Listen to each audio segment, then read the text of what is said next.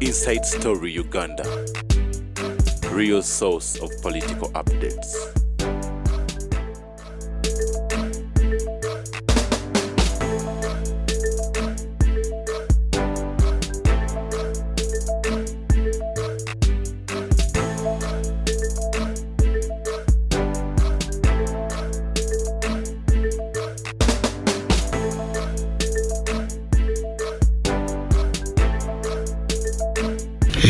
Kati you feel free. Ye anga betite narule. Kula kyoko. Kati bwali ogero kati anga betite ngati tumudine. Kuba bwagende ni wakati ne narule ntingo kiriza nti temumuyina. Aha kayikirala. Next item. Kamale mirundi. We yagambirawo naga nti ye yazalo mwana namutuma na mirundi. Mbone bamugamba nti namirundi teririyo nagati ewo mugiritali liri wange kati nze wange wange namirundi kati bona kati lirinya ngate tulirina mu benchima mulekeyo yenga ababuza mu enchima yamwe ye Kongo ono wankuwa enchima ye Kongo enchima ye Kongo enchima zone mumuloza zamwe eno ye Kongo tusasire ku family ya Ibrahim Muwanga Kibirige Atadaji Kibirige umudde bamubikane babise Ibrahim walone yatuka nakolako ne recording nga ali New York ndoza mu COVID oli yasooka mu COVID yasooka ya April May June around that time walo yafulumya ko ka video nga ali New York ndozo ali New York bali Florida nga mulwadde kubanga alwanyi ne cancer for a long time ne bamusako nga yerwanako banange ndi mulamu you know mwenga bomanyi abadde mukwano gwa family yaffe Ibrahim bwe twafiirwa mukodomi waffe bawasenga waffe muzeifere mondo bwama twali tumusubira okujja okubeerawo naffe naye teyaliwo naye wakolebwa ekintu ekitali usual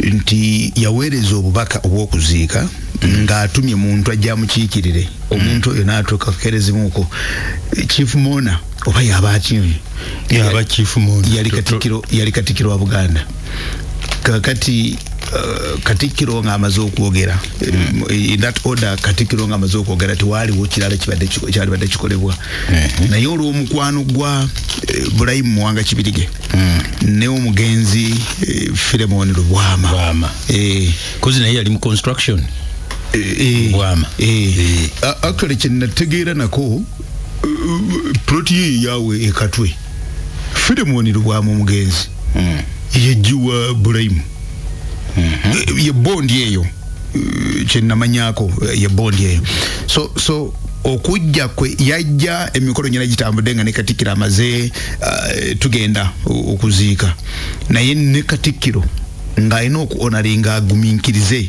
obubaka bwa Ibrahim Kibirige bumala okusomwa kulwa mukwano gwe naye nga ate bulina delegated naye nga yajjira mu muntu kuba yali taliwo yali era mu kujjanjabibwa so nze njaga kusasira family ya BMK naye njagala nnyo okusasira ate family yange ya Mzee Filemon Bwama olwa okufiirwa mukwano gwabwe muganda waabwe abadde waabwe nnyo era nsasira muzukulu wange Henry Bwama ne family yonna olw'okufiirwa BMK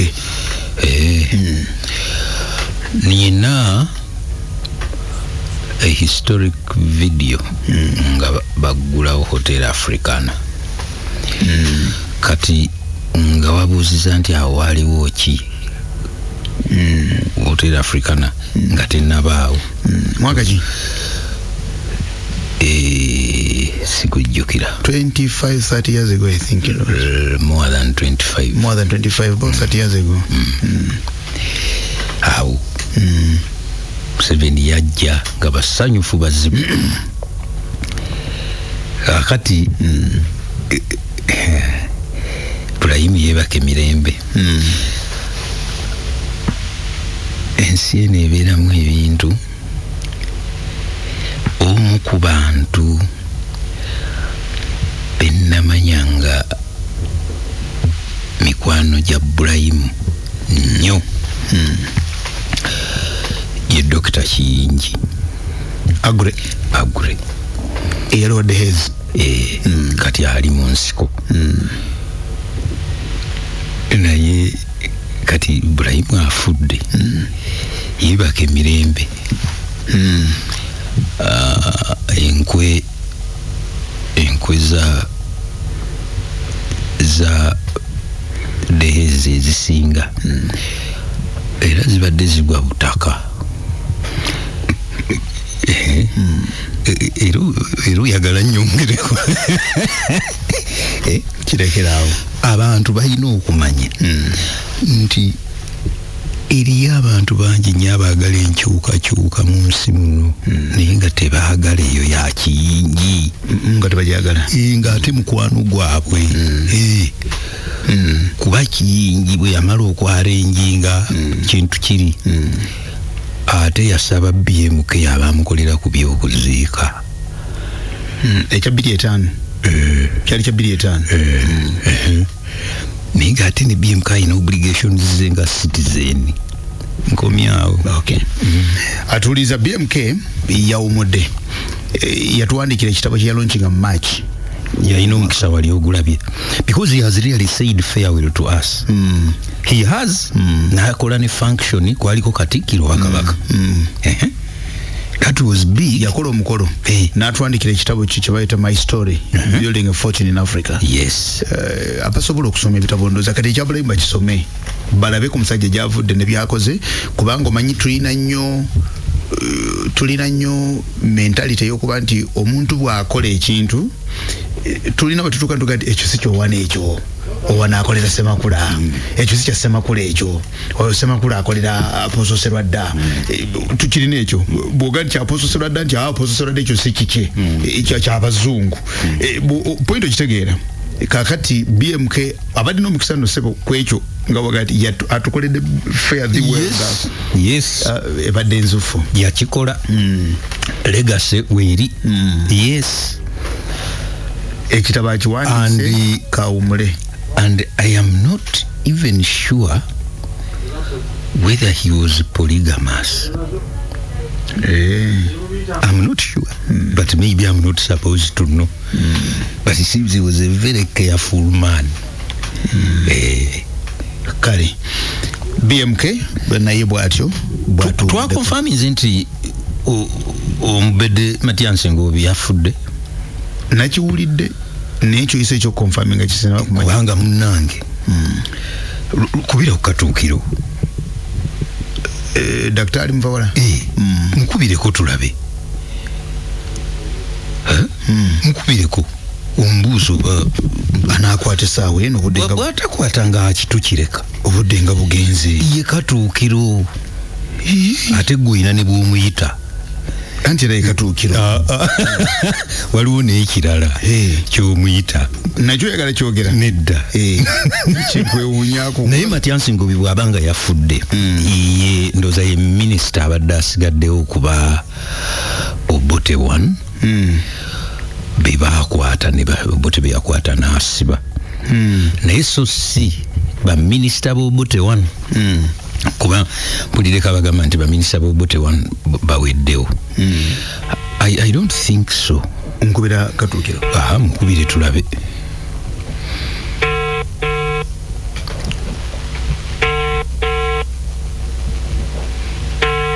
omubedde Katuukiro bw'ataakwata nolwekiti enkibudde nabugenzi omusajja ababbiza ate ayina nebuvunaanyizibwa obulala sooka omuleka ayinza okukuba ng'akize kale bw'anaakuba n'agikwata so Matyansi Ngobi nasemba omumulaba maybe naawe lwe wasemba lwe twali kuteekako kyabazinga tewali ebusoga 2014 nedda wandeka tewaliyo go waliyo ne Dean Kibirige Apostle Serwadda amayiri mule Sala actually oluusi nokyogerako kubanga ne coronation ya kumandi coronation y'omwaka ogw'omusanvu kumandi omanyi ekyabazinga bange ate tusharinga birthday aleka nawe kukyusa birthday nedda wa 1st November kati naawe ofuze wa 1st nedda nze mukulu we nze namusoko okuzali nze nasoka kyabazinga okuzalibwa naye tugabana birthday kakati yali mugonvu nnyo akuze talumye 10 ngobi ateekwa okuba kati na oyina simu ya Chemba Henry Kisada jikube nayo nkubire Chemba kaka Chemba tali busy nga katuukiro bwatubulirayo katono ku Matians nedda jimpe ndio jina ya mutabani we mbadde ngenda kugana mutabani we kuba naye muyita Henry Chemba nina wenjiri na jimpe tojogerera kumpa onse kujuulira Henry Kisada yaba tubulira ate myaka era jejo Chemba muto ati ngati ye myaka eje gisobola okutubulira ekyo muto naye bya muto ku Kisada naye nga sorry muto ku Ngobi kale tebirizo kubanga nga Chemba muto kweje myaka kale ka mukubire ngenda mukubira gikwate twogere naye atubulire so Matiansi Ngobi kale ddamu ojimpe ndabe nedda nze nkozeemu ensobi ndeseyo enamba emu nze ndeseyo enamba emu ng'oli mu bwangu badde mu bwangu enamba esembyeyo papa ate kompyuta yo temanyiirwa ekubulirawo nti oli mu bodooli yo temanyi ebyo ndeseyo enamba emu mugayi tuli wano mu studio twagala ekigambo kyo atera okubeera ne time so Matiansi Honorable Chemba. Yes, please. Nkula muisa baba. Zena bande tajagenda Semakula. Kayo jagenda. Nsanwike baba oli mukalamu. Ndi mukalamu nga Katonda bwayenda. Amina ekyo kirungi. Oli wifi dinda. For the moment, yes. Okay kale. Nenze kumana I'm actually on radio now. Yes. Nenda kumana about Matiansi Ngobi. Did he die? This is what I understand. You've also heard about it? Yeah, I've heard about it. And I'm waiting for the burial program. How many myaka imeka? I don't know, but must be around 90. 90s. I think so. Because I've known him for a long time. How long is that in Chemba? Because I've worked with him since 1962. You've worked with him since 1962? Yes, when I was PPS to Obote. When you were PPS to Obote, I remember. Ndini mzee Owana wano? Baba, I'm warning you, Owana is also around. I'm not surprised. You will confirm. You are not surprised? Twenze kumani echo, and we are very happy that you've spoken to us, Baba. You're in the right hand. Okay, yeah. Kale katukusabire. Ndakuwa bulungi. Kale tweyanziza ino. Okay, dear. Thank you very much, Sebo.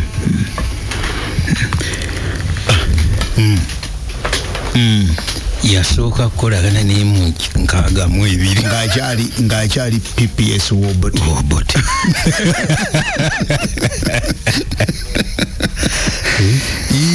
Matiansi banaafuuka minisita oba wa agriculture. Sijjukira. N'agambye badde baludde nga bamukwano. Kati yajja ku mukolo ogwo nga mugonvu. Then bwe naddamu okwagala okumuinterviewinga oli omuzeeyi Chemba yeyangamba nti a family egambye nti talimu tali presentable. Tali bulungi nnyo. Tali presentable. You wouldn't make a good story naddala for TV. Oyina okurespectinga. Tojjukira tamale mirundi ng'akava mu lwadde Bashiri n'amukyaza ku TV. Ensi ejjukira tamale. Ate nga twali tukirwanyisiza. Twakirwanyisa n'atoloka mu nnyumba oba yamuyisaawa n'amuteeka ku TV. Kati discussion n'ebeera ku ndabi ng'eri ku Tamale. So omuntu atali presentable ku TV tabeerako. Kubanga story yonna efa ne badda ku kino. So Matiansi mu 80 yali wa DP. Then n'agenda mu exile. Ndowooza n'agenda mu exile nga bitabuseemu awo. N'akomawo n'akola e Makerere University awo ku Museveni nga yakajja. Then n'abeera nnyo mu by'okuzaawo bwakyabazinga. Nga bwe walaba Professor Semakula bwe yakola Naggalabi. Kati oyo ne Igaga Kisambira omusajja oyo naye yafa taata wa Nantamu, Meja Nantamu nga be balimu. You know, abantu bonna balina traditions eziri rich bw'oba bawadde time. Eyo neetakubuza z'abalala. You find very interesting things. Naye kati ndowooza nti minisita w'Obote One akyaliwo. Henry Bwambale yafa. Dr. Henry Bwambale tusiroza nti yafa. Omusubira Fort Portage ekasesa ja. He's a very old man, but I think he's there. He can't have died quietly. Naye ye tebamusiba na bano Obote yabayoola nga baagala mukola mu kintu. N'abayoola ba minister bameka bataano n'abayiwa yabasiba. Kati this was the last one. Eya kafa before him yali Dr. Lumu. Then bali abalala bali bagafadda. Okay. Kyamba tsanza okumuuliza kati katuukiro ne bwe naye ono agambye nkiwuliddeko abadde very careful. Katulinde ndi wano nange ninda program. Kati kati abo be batuukirwako buuze era agambye nti you are in safe hands. I know what you get down. Ene kafutika mugati jagadde kuiza konaga nti oli mikono mituufu. Kwa ekyo I worked with him since 1962.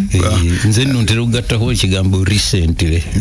Ndulu ne recently 1962. Yes. Okay.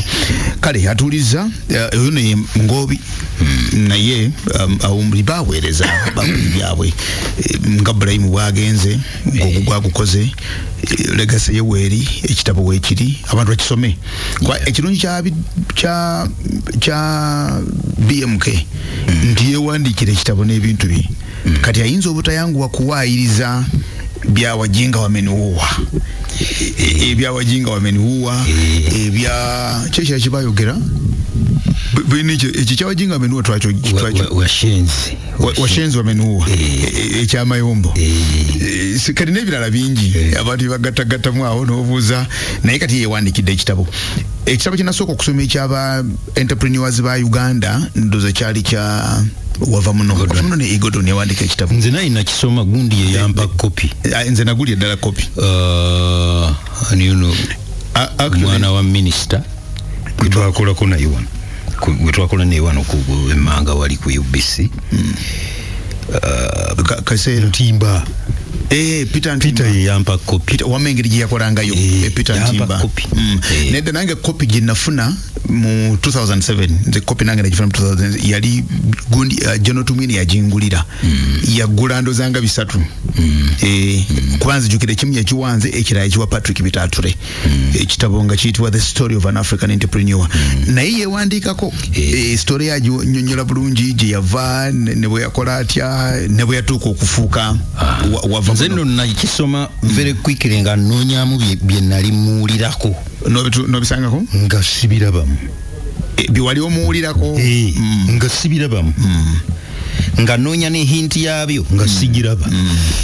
Now that shows you attitude nti kandabe oyizaluka ati yalimbye ekirisa kirabyemu kati gw'omumanyi yalimbye ekirisa kirabyemu gw'omumanyi nenga ate abantu bawandise ebitabo byabwe ku mbeera gye babaddemu betufiirwa era betuwulira obubindoza abaluddewo ababadde ne kati nga Matyansi Ngobi waba tatulekedde kitabo atukoze bubi emedde okufulumya ekitabo Anti Tamale yagamba nti olwokuba nti olinda wabe wakikufulumiza.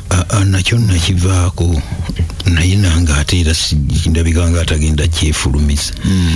Naye yensobya eyo nagikola ey'okulinda abanyambeko nagikola. Eyo nagikola ate bagambira ddala okunyamba. Naye nga bateeka okuyamba si bibaliko.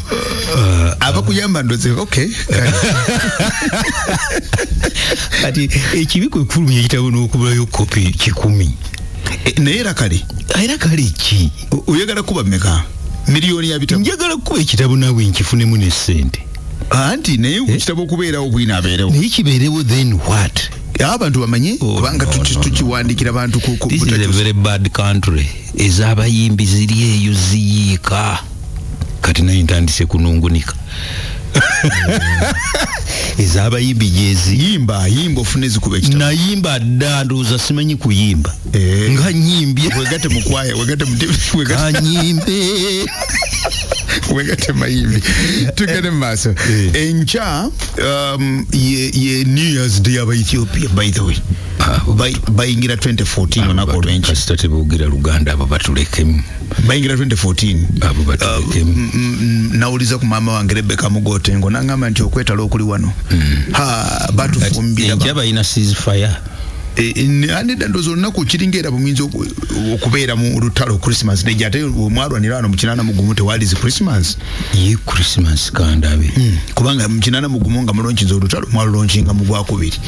Ne muyita mu December oyo ne muyingira 8 ne muyita mu December ne muyingira 8 muyita mu December ne muyita 8 ne muyita mu December 8 ne muyita mu December Christmas ziri awo nga namba. Ndowooza nti mu trench warfare wa First World War batuuka ekiseera nga bakkirizaganya nti tumaluke Christmas ku Sunday twerekenga twerekenga mu bannange tutemu ku Monday era ku Monday Religious nga kitandika nezikekera ne ku Sunday twandyeresenga nga bagala kola ku Sunday nedda nga babakuye Museveni kyovola bakusomesa nti tanka is a mobile trench.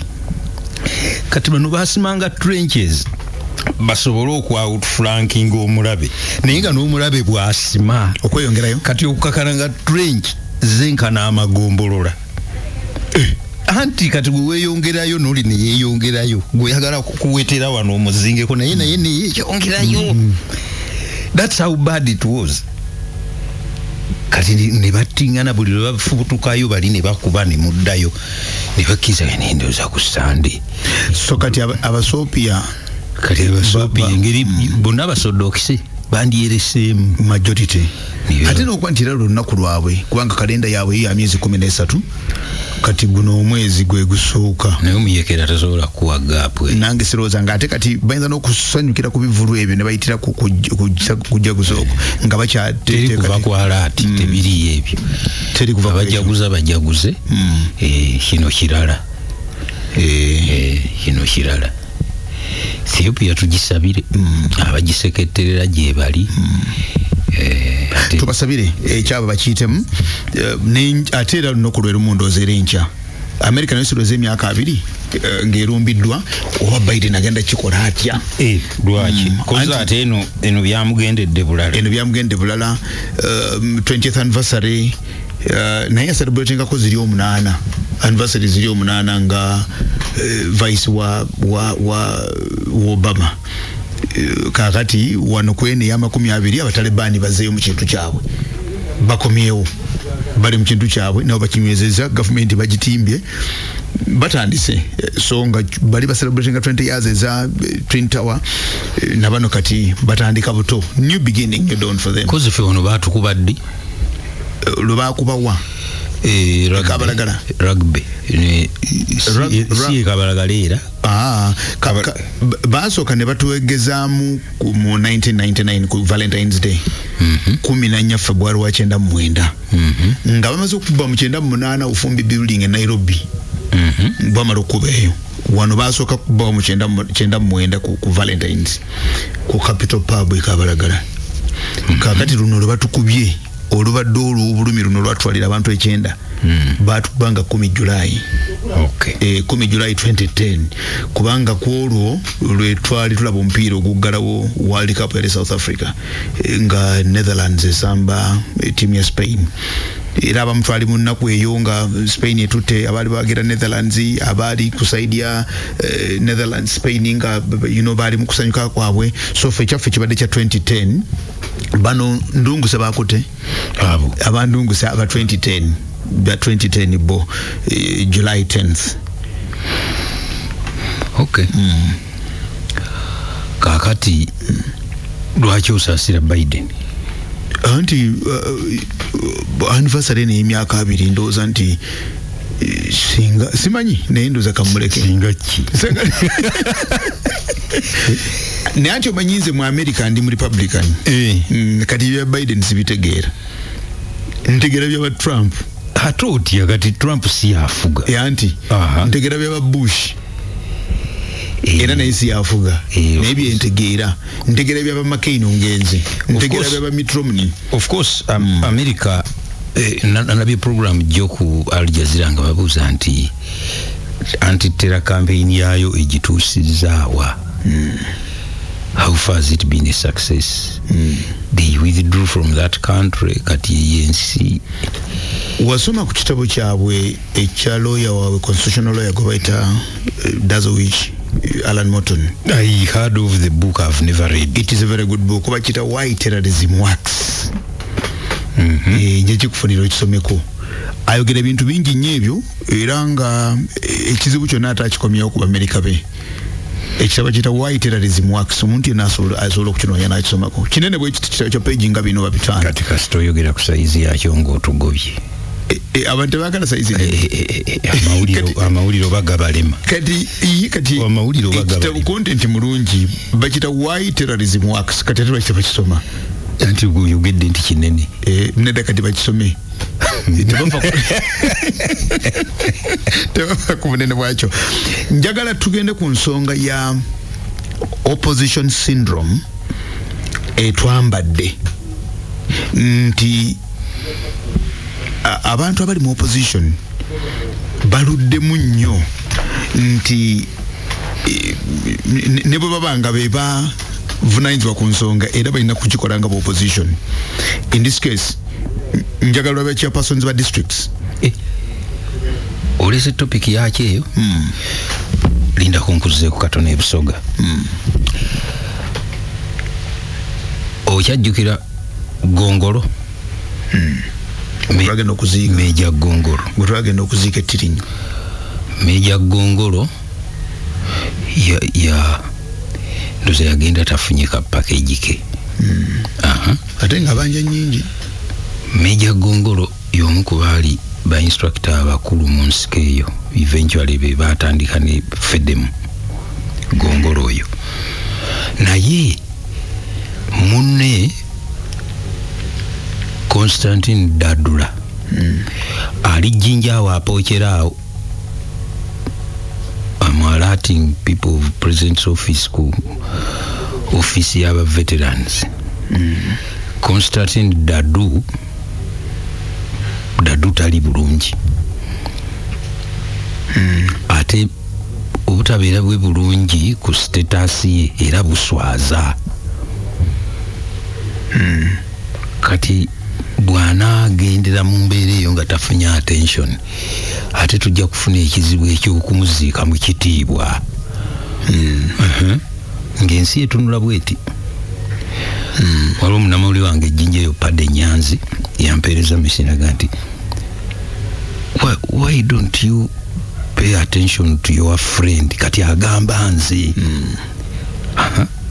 Dadula ayagala ki mulwadde anti ki okubayitira kumujjanjaba oba naye akakata kafuna kumujjanjaba naye yandibadde nga teyeetaga mujjanjaba nga package yagiina bwaba tagifunanga kyogamba so ayamala ani akola ku ekyo office veterans affairs office omwali Kasiri eggwanga yikola ku ebyo okuva lwe yafa tetuzangawo balina structure naye ministro naye yalinga twice ate naye yalwala naye ate minisita weeri ani ali minisita yo si ye gundi both naye olowooza nti abo ba veteran priority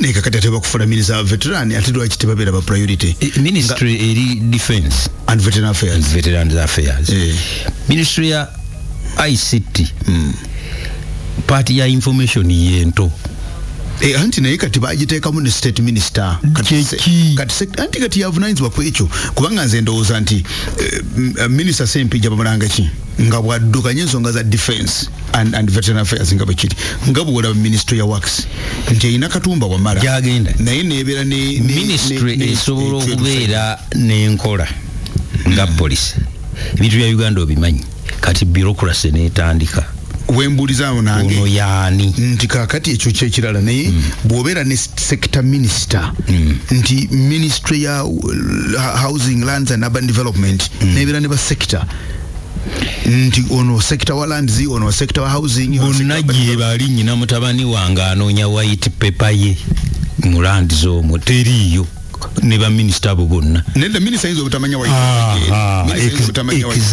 paper kubanga minister yakajjayo. That's the point. So the structure is there very much anti naye minister asobola okulagira ba technical persons kubanga minister yazze mu lands asanzeeyo daddula si asoose exactly so kati yawo nange wembuuliza nti gwe honorable both bwe bakufuula sector minister wa veteran affairs mbadde ndoze nti ebyo ogendamu ba technocrats bano b'Owana veterans affairs ziri likely to deal more with veterans who are very much alive beba daddula not those who are retired and ill and old. For example, no, the definition is okay. Naye tulina kye twekola mu nsi muno feke nnyini. For example, do you know nti some of the facilities of retired generals nga treatment tebagifuna kuba tebagisaba nedda system ekikolako etambulira ku peesi yaayo tebalyaza amaanya naye obulwadde we bukulumira bayinza okuga nti tunaagira weerongoose tunaagira